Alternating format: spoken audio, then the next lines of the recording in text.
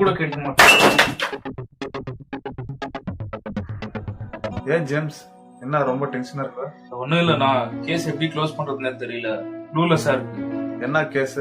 நான் ஹேண்டில் பண்ற கேஸ் தான். ஓ, ப்ரேயர் பண்ணு ஜேம்ஸ், கர்த்தர் உனக்கு ஞானத்தை தருவார். நான் ஒன்னு சொல்லிட்டானா? சொல்லு ஜேம்ஸ்.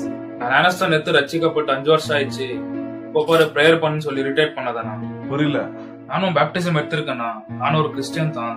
என்னுடைய தேவைகள், என்னுடைய எண்ணங்கள் கடவுளுக்கு தெரியும். நான் அப்பப்போ ப்ரேயர் பண்ணி அவர்கிட்ட சொல்லணும் தேவையில்லை. அப்படியா ஜேம்ஸ்? அப்படியா அண்ணா? ஏன்னா அப்படி பாக்குற? ஜேம்ஸ், நீ தெரிஞ்சுக்கின்ற விஷயம் எவ்வளவு இருக்கு. கேளுங்கள் அப்பொழுது உங்களுக்கு கொடுக்கப்படும், தேடுங்கள் அப்போது கண்டடைவீர்கள், தட்டுங்கள் அப்பொழுது உங்களுக்கு திறக்கப்படும்.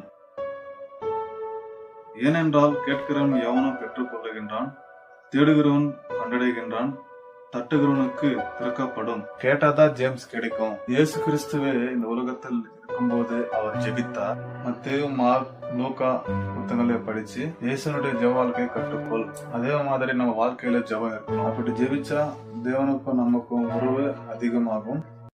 யோவான்ல 15ஆம் அதிகாரம் 7ஆம் வசனத்துல சொல்றது போல, நீங்கள் என்னிலும் என் வார்த்தைகளில் உங்களிலும் நிலைத்திருந்தால் நீங்கள் கேட்டுக்கொள்வது எதுவோ அது உங்களுக்கு செய்யப்படும்.